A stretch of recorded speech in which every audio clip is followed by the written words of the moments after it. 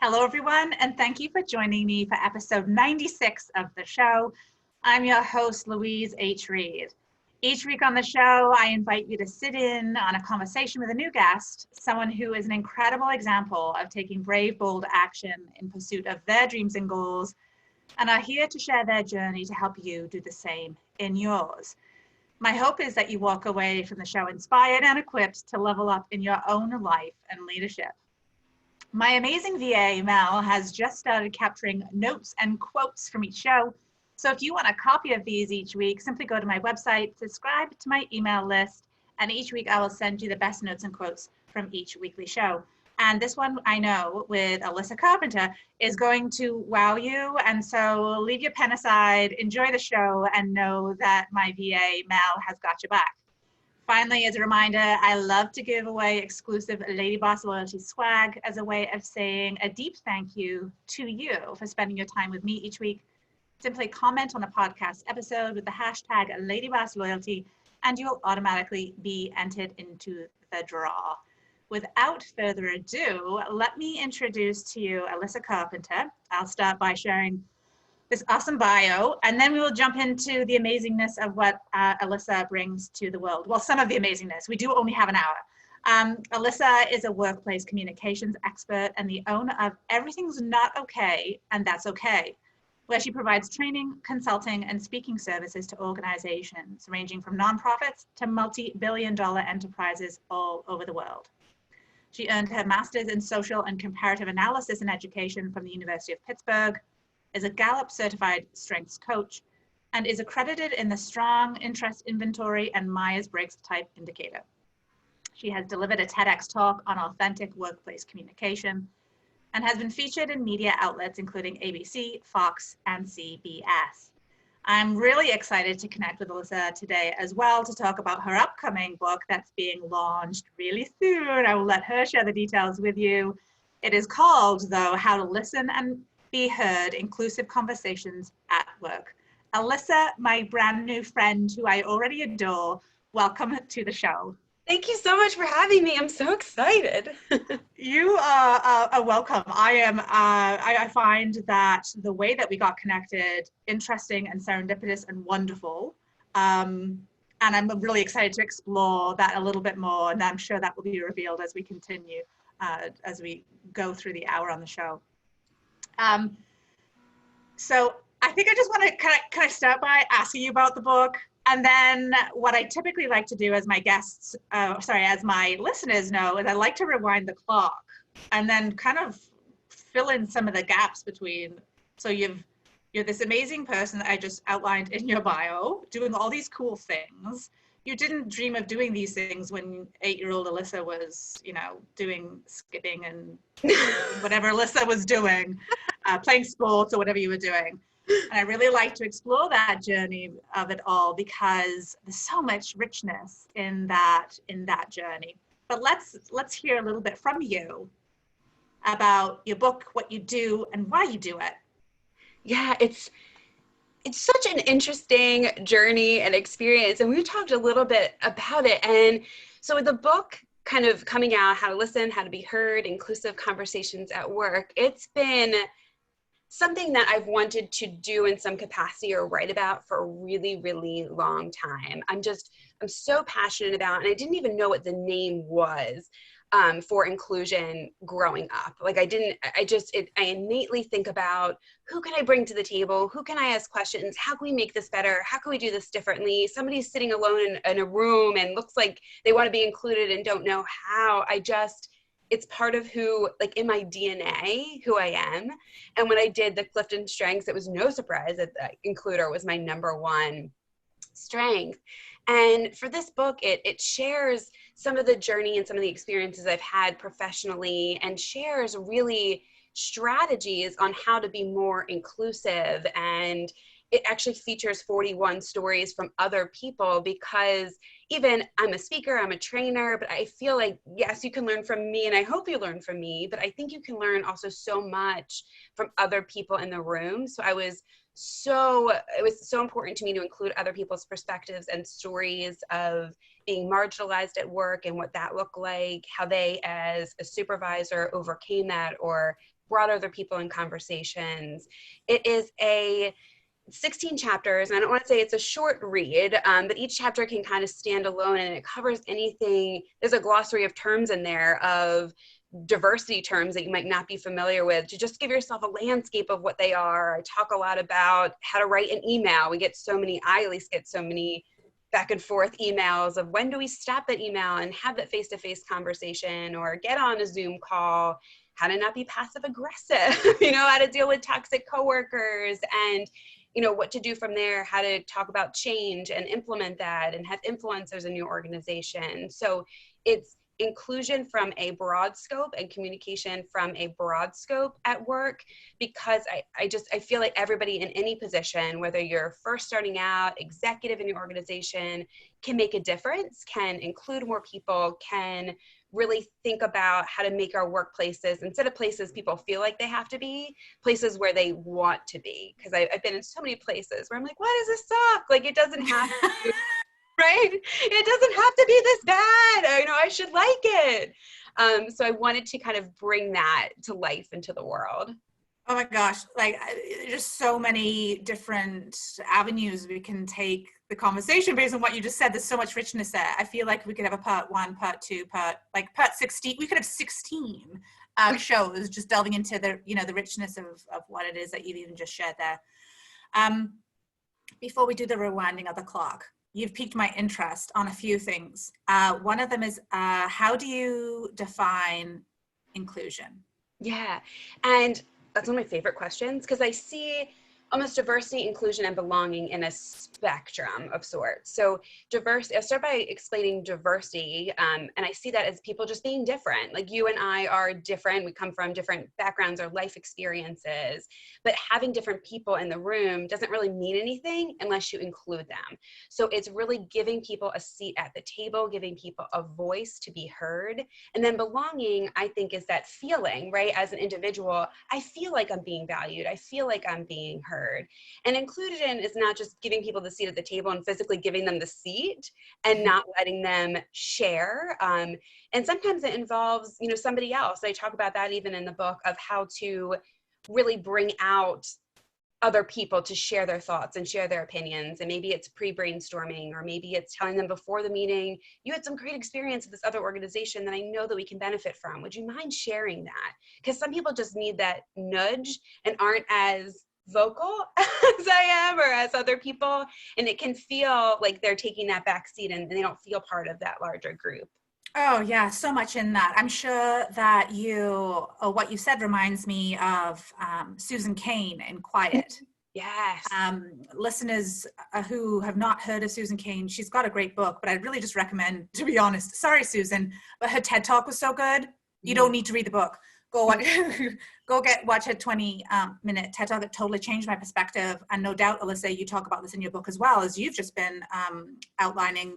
Susan Cain's book is specifically on the introvert, and how we live in a world of extroverts, and we look at introverts very,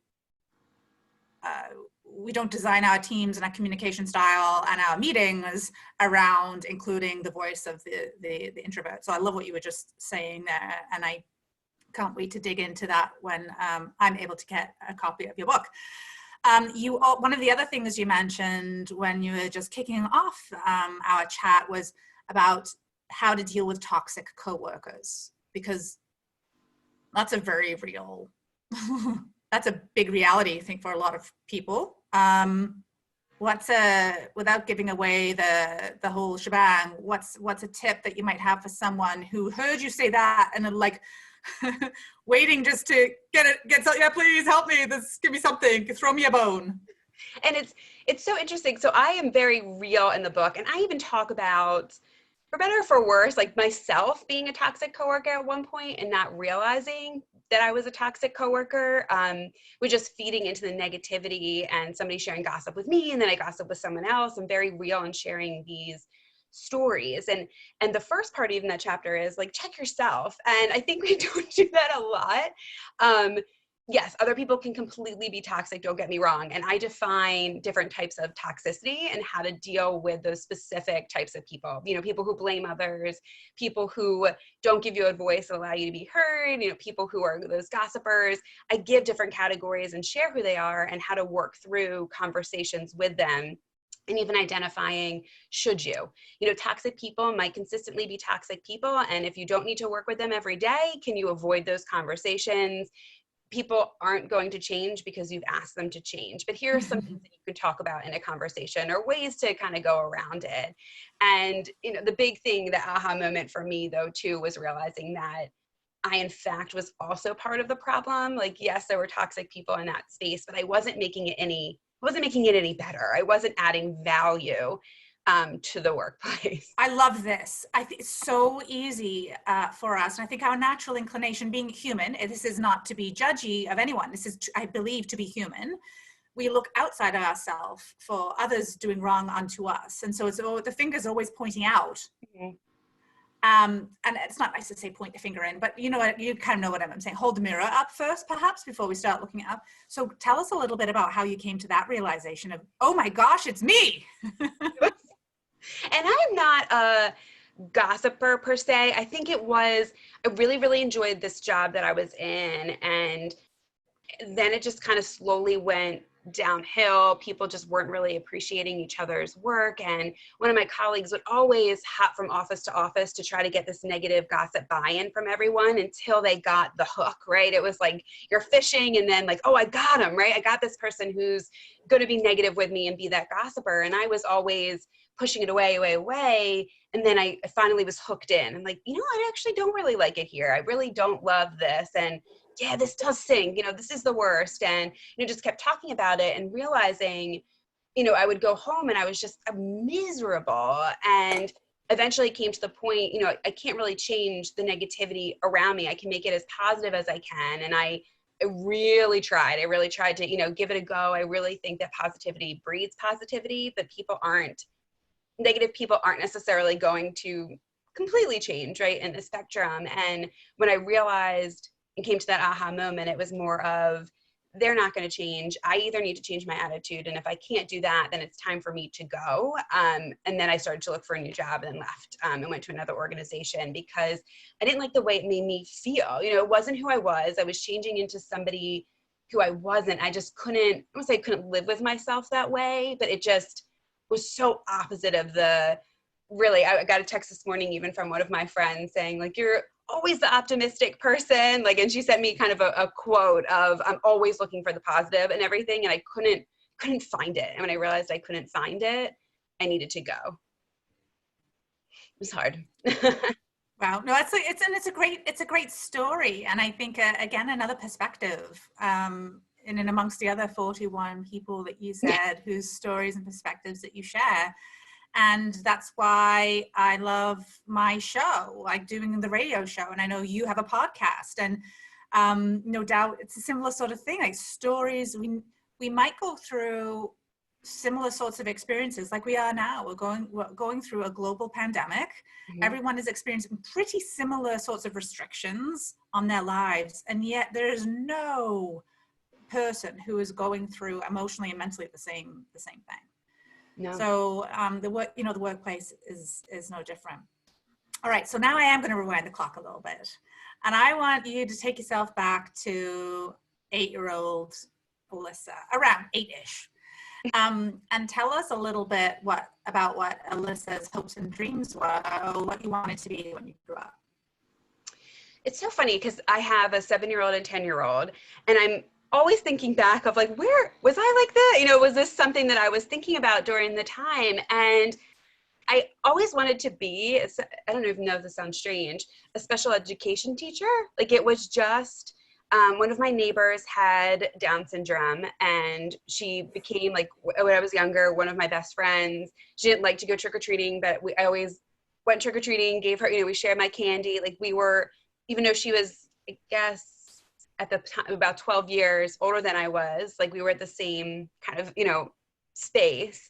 And I just always wanted to do that. And it's funny because I never went to college for it. I never pursued that in any type of way, but it was just something I was so passionate about is, I don't know if it was giving her a voice or what. It's so strange, you know, how I look back and, you know, how things kind of unfold. It really is, and that's where there's I think it's Steve Jobs that said something like, you can only connect the dots looking backwards. And I think that it's interesting when we do take pause and sort of look at the timeline of our life and look for trends and certain behaviors, how we felt and what we did. I think it can give a lot of insight into where best we can go, along with other things like I'm a fan as well of the Gallup strengths assessment and process. So along with the other tools, it can really paint a really clear picture. So, you know, you went through childhood and this little spark of kindness in Alissa that really sounds like there was a lot of desire to connect with others and to connect others. Talk to us a little bit about then why you chose what you chose to study. Obviously education was a component of that, and then walk us through how you got to studying your own business. I know that's a really big kind of question. No, it's so interesting because I look back even in like grade school and high school, and I loved my social experiences during that time. My husband and I have actually been together since high school. Like I love that time, but thinking about the academic component, there was not one subject I loved. Like if you would have told me in high school that I would have written a book, I mean, I would have laughed so hard at you because I didn't love reading books, let alone like writing a book. Like during my free time, I would go to the mall with friends. Like you would not find me reading a book. And not in a lot of my best friends, that's what they did, you know, and their punishment was you can't read, which was so the opposite of my punishment. It'd be me too. That sounds like it's so cool. But when I was looking for, you know, different colleges, I was actually looking at, some of it was like the social aspect, but I knew at that point it switched more into communications, and my undergrad degree is in communications with a concentration in public relations. Actually, and I forgot I had a minor in journalism and psychology. It's so funny that you mentioned like, man, what did I even so not so weird after all. And it was just, yeah, I think it was more, I realized that I guess I didn't want to teach, and I don't know if I did like my teachers, but there wasn't this subject that I loved. So I thought that really wasn't going to be the direction that I went to, and studied communications, went to grad school.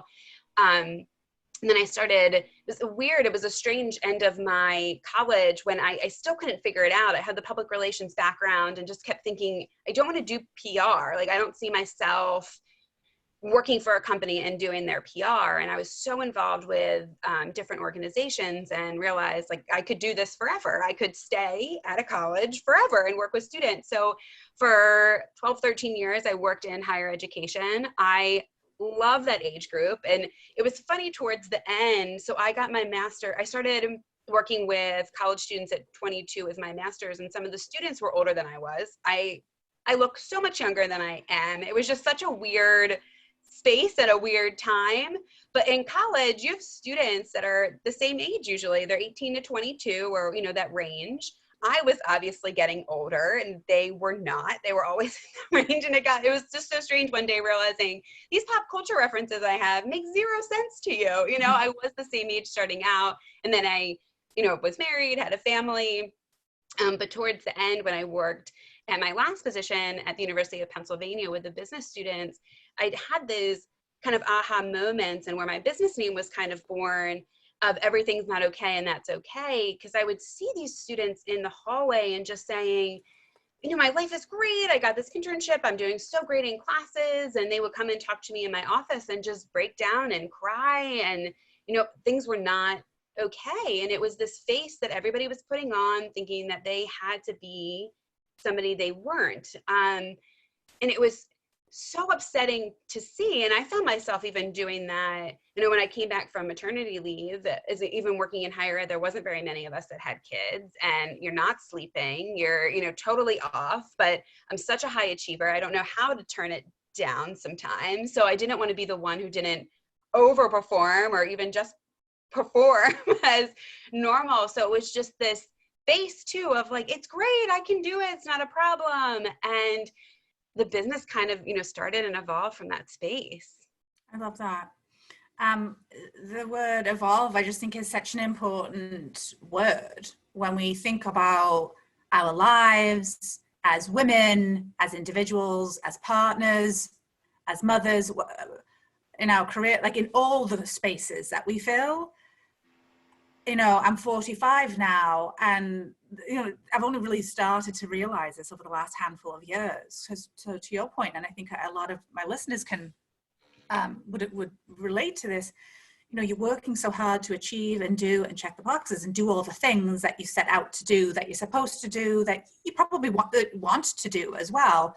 That society expects. Some of these beliefs not even knowing where they've come from, and they're just and you get there, and it's empty. And so this idea, or you think that there's a finish line, and it's funny how I've got 4 boys, and when my twins went to school full time, I thought, oh my gosh, I have never imagined my life with my kids in school. I always imagined staying at home with young kids, and that was kind of the end. It's like, well, I'm not going to die now, I'm only 35. But this idea of you're always in the process of becoming, and they're always in the process of evolving, I just find it fascinating. I really do. I love what you just even said about kind of this evolution and, having, like, I even see it in my parents, and it's definitely a generational thing as well. And I saw when we left the house, and then, my parents, my in-laws were so involved in helping with our kids, and then they went to school, and then it was like, what now? And just to see that was just, I don't want to say heartbreaking. It's because it's just how people are brought up and different things. And you hit, different milestones. And you mentioned this too of, I loved giving the TEDx talk. I'm so excited about this book. You set out these goals for yourself, and we always talk about achieving, but it's like, okay, I did it. And then you forget to, like, what does that celebration look like? Do you keep going and find a different goal, a bigger goal? Right. What is that goal? And with everything going on now, it's given me a little bit of that opportunity to take that step back and say, either celebrate something, or, was I really, like, something got canceled and I'm like, oh, I'm not that sad about that. I'm like, well, that's a problem. Do you know what I mean? Like, that's like, what would I have said no to had I had the opportunity, quote unquote. Yeah. It's weird. It is. And obviously that's the coach in you talking as well. Those are the kinds of things that we explore ourselves and with clients, and really where the learning takes place. I also wanted to say that I'm really jelly that you were at the University of Pennsylvania, because please tell me, I know it's a huge university, but do you know Dr. Martin Seligman, or know of Dr. Martin Seligman in the positive psychology? Yes, of course. I don't know him personally, but he's huge, yes. So he is like one of my heroes. And I have intentions, fingers crossed, to apply to take his master's degree, even though it's going to cost an absolute fortune, and I'll be traveling once a month to go to Pennsylvania from Ottawa, Canada. Anyway, yes, I know. So. Oh, one of my former colleagues just finished the program. I can connect you, and yeah, they loved it. Yes, please. Really? Mm-hmm. Yes, please, and thank you. Okay, so one of the things that you and I started to talk about before we started the show, and then I quickly was like, you know what, this just needs to be part of the show, so let's just pause. I want to go there.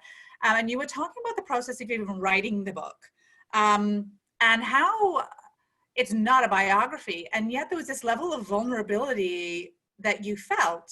So I'd just like you just to share that with me, with us. Yeah, it's such a strange feeling, and it's so hard to even describe. Like, when I was writing the book even, and I thought the process would be totally different. Did you ever see the movie Love Actually? Yes. I thought I was going to go to some lake house that I don't own or something and just write this book. The world would just stop, like apparently it is right now, and I would just write this book. And that's not what happens, right? I was preparing for a TEDx talk at the same time, super busy with clients, have kids. I was trying to find those pockets of time to have those moments, to write. And me as a writer, I have to feel creative and be in those moments, and they don't always happen. So when they happen, I, try to take advantage of them as much as I can. Yeah. And, pulling everything together and looking back at everything, it's so scary. And this feels like the most vulnerable thing I've ever done. And I speak in front of people all the time. You give your TEDx, I do videos all the time, but there's something strange to, like, from my experience about writing a book and putting it out there. I'm sharing a lot of my experiences. I'm sharing it about other people's, but it feels like this diary, and it's not a diary. It definitely feels like the most vulnerable thing I've ever done. And I've been trying to explore that emotion and why, and like, I put like everything right into this book, and it's so strange. Like the emotions that go through you can't take it back. And I don't mean like I've taken back other things, but like it's out there, unless I think raid Amazon warehouses or something. Yes. I feel like, and this is coming from, as I mentioned to you as well, that I'm in the process of writing a book. And I think leadership is about head and heart, and is a balance of, and an integration of the two. And I feel like, when someone speaks to you, and certainly I've just read 2 books right now, it'd be another example. But so when someone is speaking and they're saying all of the right words, it's all totally bang on. But there's just something missing, and it's intangible. You can't put your finger on it. I think the same is with books. Yeah. I just finished reading a book that it just felt like it was all head. Mm-hmm. And so it was fine. It was written well. But I didn't even know how to articulate what was missing. It just felt flat. Mm-hmm. And then I'm reading another one now, and it's less than perfect. But I just, as I'm reading, I'm feeling, it's evoking an emotion. So I feel like this is Louise's assessment, is that the person who wrote the book where it's evoking a feeling, that they wrote it with feeling. Mm-hmm. And so I feel like that's what you have done in writing your book. And I feel like I believe that that's why you feel that way, because you actually, it came from a place of, it came from your soul, and coupled, of course, with your experience and your knowledge and your education, because it's not just one thing. That's Louise's assessment. I hope so. I hope it comes across that way, and I was so fortunate to have, interviewed these other people, because I think we all, again, have these experiences, but there's so many more things. And, my master's degree is social and comparative analysis and education. So it is research. Like, I did a lot of research, but it doesn't make any sense to me unless you partner it with something. It's great that this is the number and the stats that come with it, but what does that mean? What does that actually look like?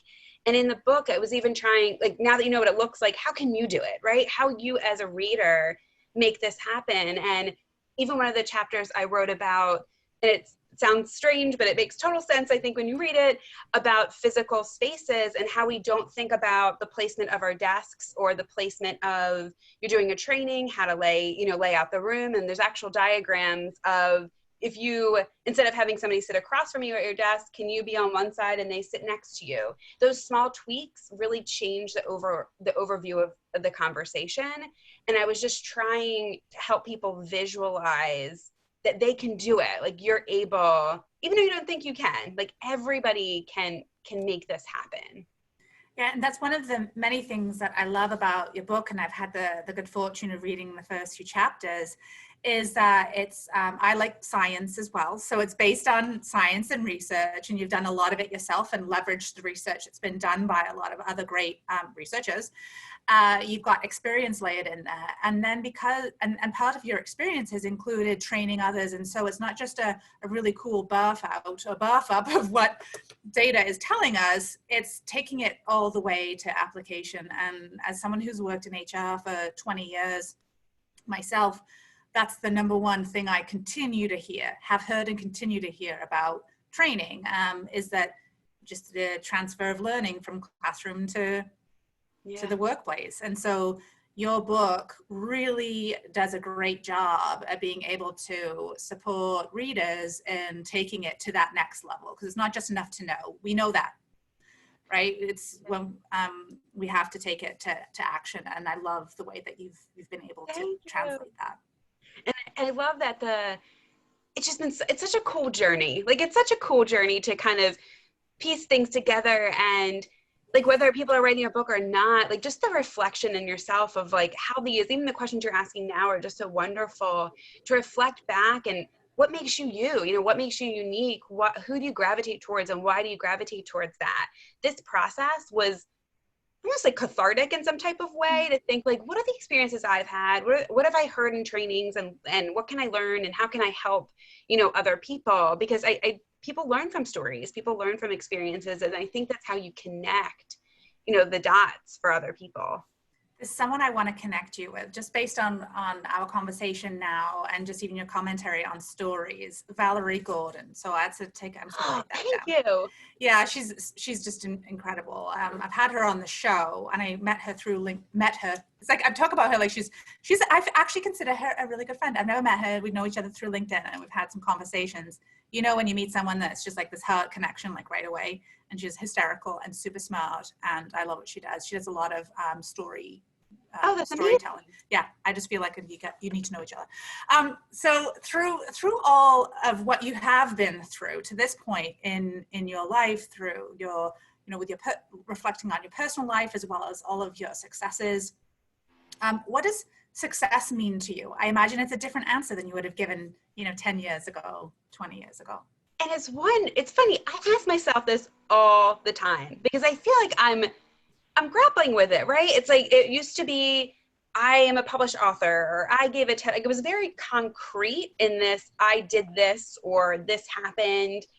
And I wish I had a really good definition for you of what I'm thinking, but it's almost just given the opportunities and being able to share the opportunities and acknowledgement, with other people, my kids, to see that they are able to do something and achieve something, and other people to be inspired that they, can do that. It's not it's not a financial goal. It's not a tangible goal at this point. I think it's just this more, I want to say woo-woo goal, but more bigger picture. And I'm sure, that'll change, and maybe it'll be more tangible, but it's tough. No, I think it is. And I think it's more of a feeling thing, kind of like when you were saying about, the experience that you went through when you wrote the book. And putting my words, I realize, not yours, so I don't want to be putting words in your mouth, but that you're putting your heart or parts of yourself into the book. That's heart stuff. That's soul stuff. That's not head stuff. You're combining the two, right? And so I feel like if we are open-minded enough, we get to a stage in our life, some earlier than others, we get to a stage in our life where we realize it isn't just about achievement. There are other things in our life, and those often are feeling-based things that help to define success. And that's what the positive psychology stuff is all about. Yeah, That's I love it. And I think even everything that's happening in the world is making me rethink what my vision is, right? My goal is, and how I can help other people, how they can help each other. I think it's just given me a step back to reevaluate something in a positive way, and not what is happening is not positive, but the stance I'm choosing to take on what I'm learning from it. Absolutely. The positive approach. Absolutely. I mean, what's happening is dreadful. I mean, that's an understatement. It's hard to even come up with a word for it. But trying to also look at some positive things that we may see in the world right now, or may be able to help others, be of greater service to others, doesn't negate the negative. Right. The negative is the negative. You can choose to feed that, or you can choose to feed the positive. So staying along these lines of where we're at in our situation right now, how do you suggest that we can lead and succeed with a remote workforce? Because some, as you know, some organizations have been thrust into it, pulled into it, thrown into it, whatever you want to say. So do you have I believe that's something that you discuss as well in your book. I do, yeah. So tell us a little bit about your thinking around that. It's so interesting. So I wrote, obviously, the chapter before, everything happened, but I still think everything applies. And I do see a distinction. I've been doing a lot of trainings even around work at home versus where we are now. What I would even say is more of crisis work from home, because you have people who are homeschooling, thrust into it, didn't have a computer, didn't have the internet access. All of those things are just different. And with remote, I mean, two things I think are really key among many other things, but setting up expectations. So what are the expectations that you have for your team, for your supervisor?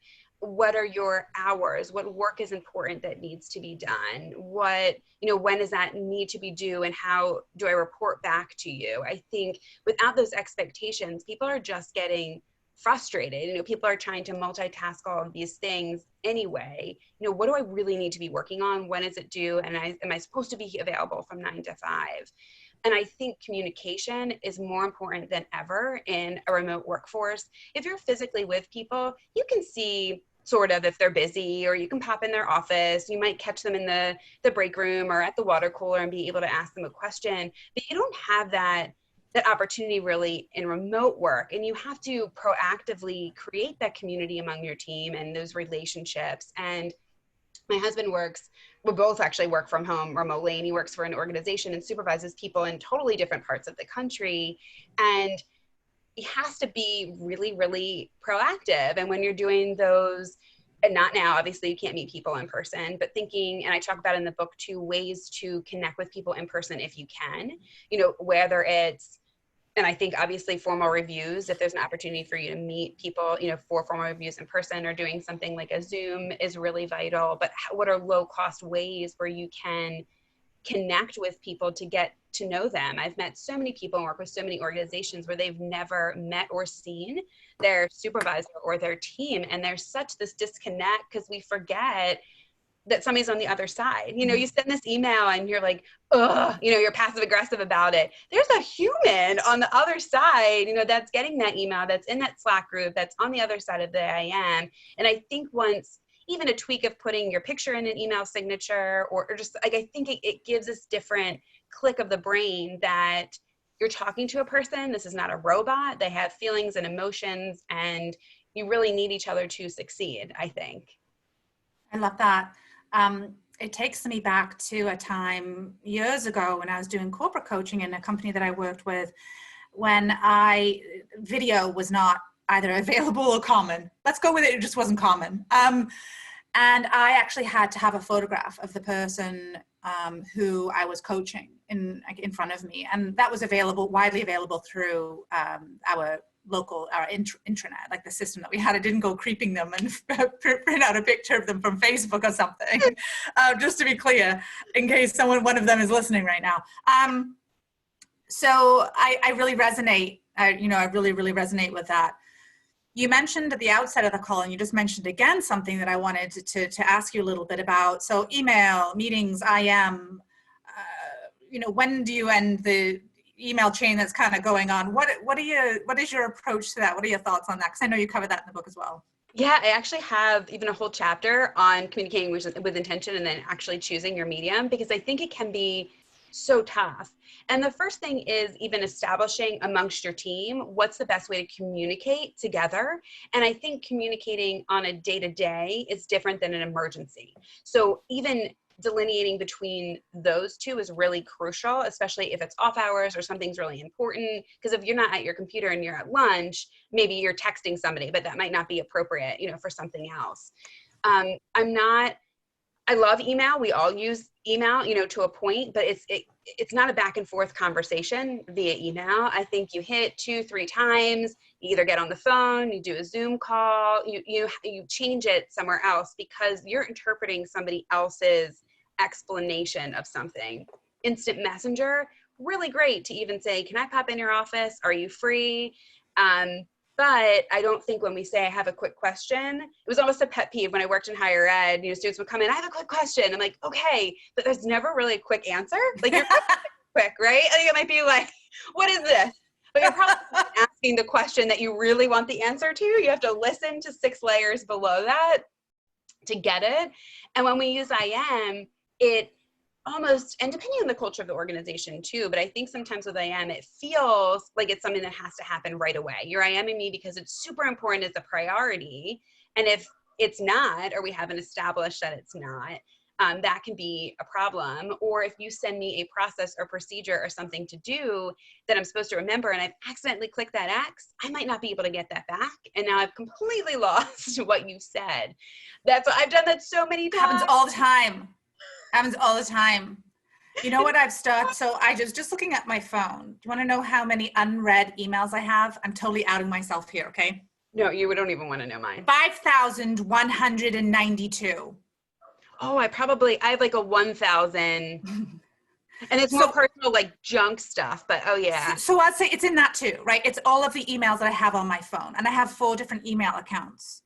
So I say to people, if I have not answered an email, please do not take offense to that. Please phone me. I so infrequently get phone calls now that I pretty much answer my phone.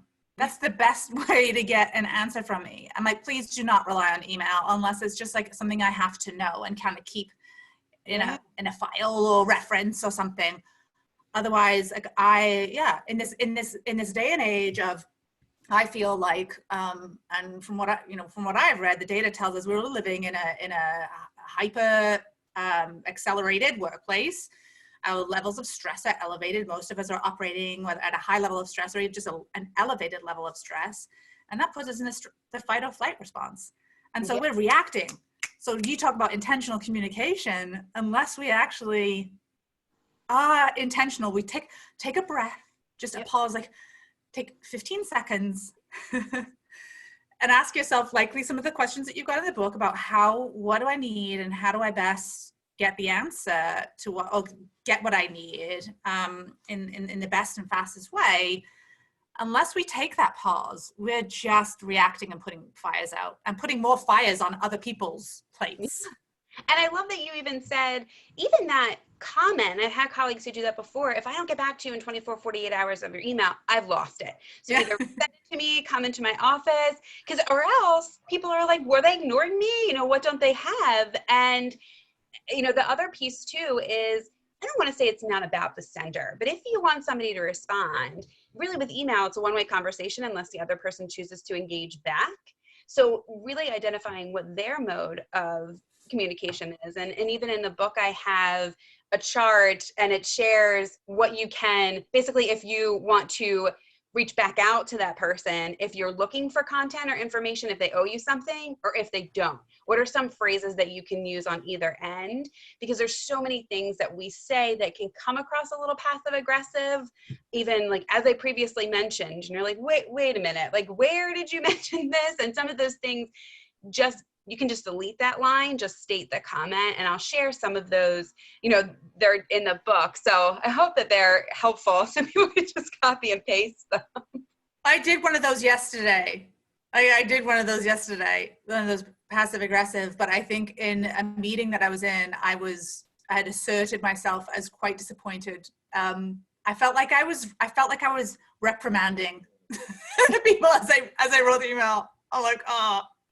Yeah. So, it's tough though, and when you get that email and you're like, wait, maybe, but sometimes I've gotten those emails where they actually didn't mention it to me and they'll come back and say, oh, you were sick that day and weren't in that meeting. Right. Oh, I actually didn't tell the whole team. I told just this one person, and it came across, especially if you're super conscientious and you're like, wait a minute, should I have known this? Let me look back. It's usually those conscientious people that question. And the people who are slackers are going to be slackers, and they're not going to think about some of those things sometimes. Yeah. So what is the biggest lesson that you've personally learned through, or maybe not the biggest, but a lesson that comes to mind as you went through this process and journey of writing your book? Oh, that's so good. I think I even came up with different, for a recent engagement that I have, different ways to be inclusive. When I think about inclusion, I gave the definition of us bringing people to the table, but I think we all go about it in a different way, and we all don't innately think about inclusion in the same way. I really don't inherently believe that people try to exclude others, but even this process and getting these stories and doing some reflection, there are different ways that you can bring people and invite people to the conversation and different stages of being able to do that. And I think, you know, even as individuals, if we can identify where we are and what people need, that's just so crucial, especially, you know, during these times and not being able to see people face to face. And it's important for me to be me and for other people to be, you know, who they are. I think I always see these things of like, these are the 5 strategies you have to use for this. And I'm such an individualized person that you can take those 5 strategies maybe, but tweak them a little bit for yourself. You know, take whatever I've given you in those 41 stories, but put them in your own words. And you want to be you and not come across as Alissa Carpenter said to write this, you know, and people gravitate. Personalize it, humanize it. It's like you as a human. So figuring out what your inclusion style is and who you are in this process has been just helpful to me. There's an exercise that I was a participant in. It was years ago now, and it was the first thing that opened me up to the idea of how others feel to be excluded. And granted, this was an exercise, right, in a training. So this is only like a sliver of insight, but it was an awakening for me. Have you heard of, I think it's called the diversity walk? Yes. When you move up. Gosh. Yeah. So powerful. So those who may not know what it is, essentially it's an exercise where all participants stand in a straight line. The facilitator asks a series of questions with a directive to either, if that is you, to take a step forward or to just take steps back. And essentially one of the questions I think is something like, if your parents were both university educated, take 2 steps forward. If you are non-white, take 2 steps back, and a variety of other questions. And at the end of it, you could see, the idea is just to show at baseline, this is where everyone is starting from. We're not starting from an equal space. And obviously, Alissa, I know you know this, and that was the first time I got really exposed to what it meant to exclude and the fact that we aren't on a level playing field. And so this idea that I mentioned a little while ago in our conversation about our own evolution, I'm thrilled that the evolution of inclusion is continuing. Has changed a lot. I know since I was a kid, which is really more about diversity, and now it's about making the mix work. And I love the idea of belonging. Anyway, I just wanted to. No, I love that. I did that exercise. It must have been 15 years ago, and I remember feeling exposed, or like just not naked, but just in this like we all felt, because that also brings up like equity versus equality, and it was just this like aha moment. And I think if you've never experienced anything like it, whether you're way back or way forward, it was just like we're not all coming from the same place, even though might be similar now. It took people so much more and so much like treading water and upstream and baggage to get to this space, and they'll continue that fight to move forward, whereas others was by no means handed. It was just a very different experience.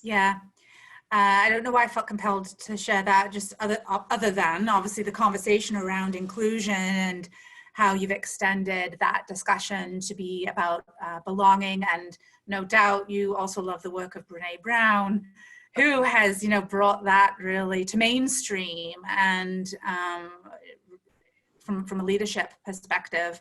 And for that, I'm thankful. I feel like Brene Brown and I could be really good friends. She just doesn't know yet. No, the 3 of us would have the best time. We would. I actually reached out to her to ask her to be on my radio show.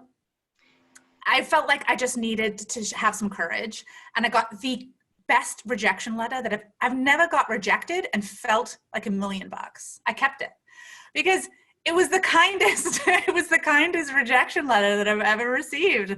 I can't recall offhand what it said. I'm surprised that I don't remember, and certainly it wasn't her that responded. It was a member of her team, just to be really clear. Anyway, as an aside. So in terms of how you you're continuing to learn and grow yourself as a woman and as a professional. What makes you feel inspired to continue the evolution of yourself? Because it's not easy work. No, it's not. But it's also, it's so rewarding when you get, for me, it's those light bulb moments, like when you see people in the audience or part of trainings and they get, like, you see a change and the excitement. I just derive so much, right or wrong, from other people's success and how they feel inspired to be able to move forward. It's just so rewarding to me, because I think if I can help one person and that one person can help two people, it folds so much more. And I think we can then create these really inclusive workspaces. But I also love people who challenge that kind of status quo and who can, shake things up and make things different. And they inspire me, because it's not easy. I used to be, when I first started, I even share the story in my book. Even at the beginning, it's tough to be younger and put yourself out there and share these things and challenge the status quo. And you have to be able to do it in a way that makes sense for other people. And that sometimes you have an experience where you're shut off, and that can shut you off for a really, really long time. So I just give people so much credit for having that courage, whatever it is. And, your level of courage, it might be, sending an email to Brene is huge. And that might be too big for someone else, like maybe it's sending an email to someone else or chatting with someone else. I think finding that moving forward. I just love it. Yeah. I think that speaks to your earlier story around your neighbor, right? That it does. I just think it's really neat how, even through this interview, and not surprising, but I still find it fascinating how the sprinkles of that pretty much in every single answer that you've given. And that's the light that you bring, right? And that's the light that shines in the book. And I think that's the feeling that you, and again, Louise's assessment on you in the, the brief. I believe that's true, though. It's your strengths in action. Mm-hmm. That you coach people with that, and we don't see those same things in ourselves as much as we try to lean into those strengths and offer that to the world in the way that we know intellectually and that we coach others. There's so many layers and messiness and wonderfulness in our own selves that we can't see those things. So, I do have some rapid fire questions, but before we get to those, I know don't worry, they're not hard. Well, maybe they are. I want you to share with us a little bit more details about the book. When is it coming out? How do people reach you? Why would people want to buy the book? Tell us all the good stuff, and I'll include the any websites in the show notes. Yeah. So the book itself comes out on May 1st. So I'm really excited. It's soon. Woo! It's crazy. And you can actually get the first 3 chapters for free if you want to get started at notokaythat'sokay.coach.com/book, and kind of check those out to get started, see if it's something that you love. And I've also been working on, it's kind of secret, you're one of the first people I'm telling. Yeah. I have a certificate program that goes along with it for inclusive workplace communication. And it goes along with the book and even brings it more to life. So it's weekly conversations, weekly chats, Q&A, workbooks, all this good stuff because sometimes you take a book and you interpret it a little bit differently. So really help people bring that to life and share what they can move forward.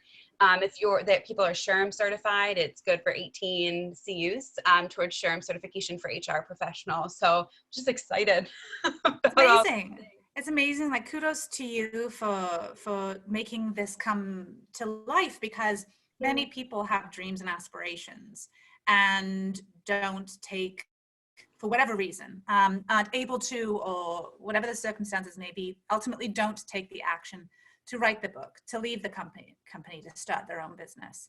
And I said I wanted to get to the rapid fire questions, but I have to ask you, because I think this is such an important piece, that that decision to leave the stability of a workplace and start your own business, where did that courage because that takes a lot of courage.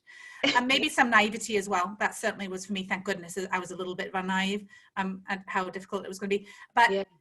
Where did that come from, and what did that look like for you? Because people wrestle with that a lot. It took a little while. So I started my business on the side to see if it's something that I liked, something that I enjoyed. You know, I loved my job, but I wanted something more and different. My husband's a CPA, so we're so different, but have very similar values. So he's the numbers guy, you know? So it was several conversations of, can we make this work? If for some reason, you know, these clients don't pan out, like what will happen? So I was being very strategic about the financial picture. And I will put this very transparently. Our insurance, our family insurance is through him, which I think is a major factor of why people cannot or choose not to leave their jobs, because that's a huge additional expense that we would need to put out there. So fortunately, our insurance was through him. And before all this, and I still don't consider myself a risk taker. Like I think through like weird things, like I would not consider myself a risk taker, but this was at the moment, I thought, if I don't do this now, when am I going to do this? And it wasn't necessarily looking back and regretting it necessarily, but if I didn't, and I kept thinking I could do it on the side, I could grow it, but if I didn't give it the 100% or more that it deserved, then I could never see it how it is now or envision it. It was just, I was spread so thin, but it's a tough decision. I took also, and the Small Business Development Center no longer exists at Wharton, but they're all over the US.